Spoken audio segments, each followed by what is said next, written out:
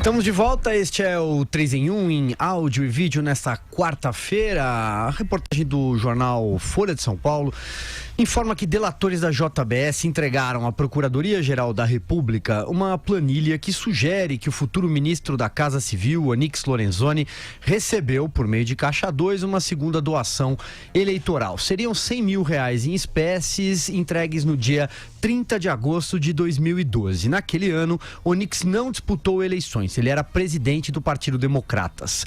No ano passado, Onyx admitiu ter recebido da mesma empresa, a JBS, R$100 mil não declarados à Justiça Eleitoral para a campanha de deputado federal em 2014.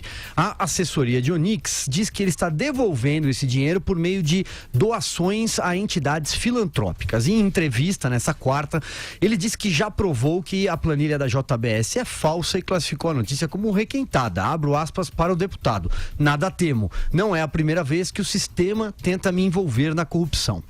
Bolsonaro também falou sobre o caso. Disse que, aspas, uma vez que uma denúncia for tornando-se robusta, transformando aquela pessoa em réu, nós vamos tomar alguma providência. O Onyx está ciente disso, entre outros que nós temos conversado também. Ressalto que é uma investigação preliminar da Procuradoria-Geral da República e, se forem constatados elementos suficientes, aí sim pode culminar em uma denúncia formal.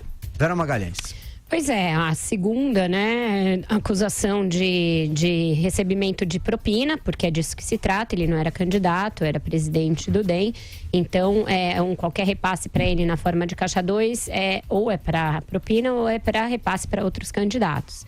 É ainda muito incipiente a investigação, é preciso que se diga, ainda não tem uma denúncia formalizada, tem só a inclusão do nome dele numa planilha como Onyx DEM, entregue por delatores, mais de um, da Odebrecht, mas isso coloca em xeque algumas das principais bases do regime, futuro regime bolsonarista. A história de que não seriam nomeadas pessoas acusadas de corrupção e o discurso de combate à velha política, corrupção, etc. O Sérgio Moro já tinha sido questionado a esse respeito, tinha saído, a meu ver, bastante mal, dizendo que o Onyx se arrependeu, louvando a atitude de pedir desculpas, que mostra 2 pesos e 2 medidas absolutos em relação a tudo que ele sempre adotou como juiz da Lava Jato, que era, e corretamente, um juiz bastante sério e bastante inflexível na aplicação da lei e em considerar que Caixa 2 é sim crime, é sim propina e não é um crime menor. Então, agora é a segunda acusação do mesmo tipo. Ele se saiu como a maioria dos acusados de qualquer partido, atacando o mensageiro, atacando a imprensa. Agora vamos ver como o caso evolui e como o Bolsonaro vai reagir. Essa primeira reação já mostra que não vai haver carta branca para ninguém e não vai haver ninguém indemissível no governo dele. Se a coisa apertar para o Onyx, ele vai ficar em palpos de aranha, sim. E aí, Andreasa, sigo com você. Então, vamos contar essa história, né? Em 2017, no ano passado, o Onyx assumiu que tinha recebido da JBS R$100 mil. Dinheiro por fora, não contabilizado, como se diz, Caixa 2, não declarado. Aí ele reconheceu, claro, não tinha alternativa, a casa caiu, reconheceu, pediu desculpa e foi perdoado. Foi perdoado pelo Bolsonaro na ocasião e foi perdoado agora há pouco pelo Sérgio Moro.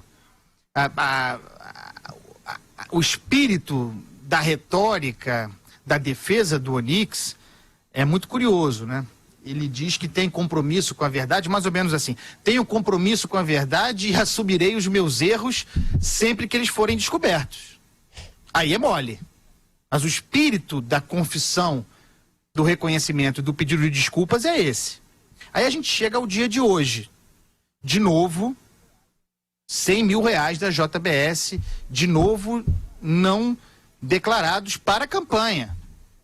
Foi assim naquela ocasião, ano passado, relativamente a 2014, de novo agora, relativamente a 2012. O mesmo valor da mesma empresa não declarado. E aí? Aí a gente chega ao ponto central. O Onyx é apenas investigado. Não há nada contra ele. tudo ainda é muito prematuro, certo? Nós aqui nesse programa somos coerentes em relação a isso. Em relação, inclusive, ao modo como tratamos delação premiada e aquilo que dizem os que estão em busca de se safarem, aqueles que já foram pegos, os delatores.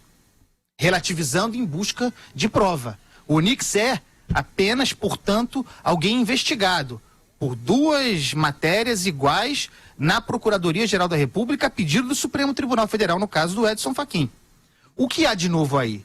De novo é que por esses mesmos motivos, por esse mesmo tipo de prática, o bolsonarismo, chancelado pelo senhor Jair Bolsonaro, ceifou, assassinou reputações de penca de políticos. Ou não? Ou não foi assim historicamente? O sujeito aparecia numa listinha de empreiteira igual a essa da JBS e bastava para o cara ter a sua reputação assassinada e o seu futuro político ceifado. Antes de ser denunciado, antes de haver inquérito, ainda uma investigação preliminar. Naquela ocasião, contra os adversários, valia.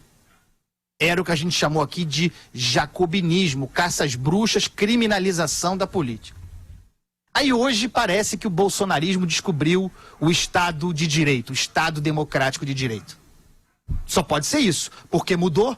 Agora está todo mundo dizendo, não, mas calma, o Onix é apenas investigado, não há inquérito, ele não foi denunciado, como já querem condená-lo. Ninguém quer condená-lo. O que eu estou fazendo aqui é mostrar a incoerência. E, portanto, cobrar coerência. Porque por esse mesmo critério, aquele que fundamentou a criação do discurso influente bolsonarista, muito importante para a eleição, o Onix não poderia ser coordenador da transição, muito menos ministro, deveria estar fora agora. Deveria ter uma hashtag agora nas redes sociais, fora Onix, ou não é coerente com o discurso bolsonarista. Então tem 2 opções. Ou descobriram, eu fico feliz, nunca é tarde, o Estado de Direito, ou o jacobinismo é seletivo. Quando é parceiro, quando é dos nossos, aí não. Peraí, tem que ser investigado. É sempre assim. É sempre assim. E aqui a gente fica à vontade porque é coerente. O argumento é igual. Não segue vento ideológico, não, nem bandeira partidária. Tem que aturar. Vai lá, Joel. Olha, é evidente que o uso desse bem nomeado jacobinismo pela campanha do Bolsonaro sempre foi uma fachada, né? Uma fachada para privilegiar certos grupos políticos que estão junto dele, que ninguém tem a menor ilusão de que vão ser substancialmente diferentes dos outros. A questão agora é se um novo pedido de desculpas vai bastar para o Onix Lorenzoni ou não, supondo que seja devidamente investigado como deve ser, né? Mas sem dúvida nenhuma enfraquece essa ala política que está se formando ao redor do Bolsonaro. O Bolsonaro tem diversos grupos, né, ao redor dele. O grupo econômico, esse grupo político sai enfraquecido disso. E nas últimas semanas, o Onix pessoalmente tem representado uma resistência muito grande, aquela que eu também venho reiterando aqui, que é a pauta central do curto prazo para o futuro do Brasil, que é a reforma da Previdência. E o Onix foi uma força, uma voz de resistência à ideia de tentar passá-la esse ano, à ideia de passar a reforma tal como o Temer a deixou. Ele tem em mente coisas menos ambiciosas ainda, geraria um problema para o país. Então, nesse sentido, será que a agenda econômica agora fica fortalecida com isso? É uma questão. O grupo econômico é uma questão que se deixa. Isso enfraquece um pouco o peso político da ala política do governo. Agora, por outro lado, essa ala política, da velha política brasileira, com todos os seus vícios, ela inegavelmente sempre serviu também como um contrapeso contra uma moderação contra o radicalismo ideológico, seja a esquerda ou seja a direita.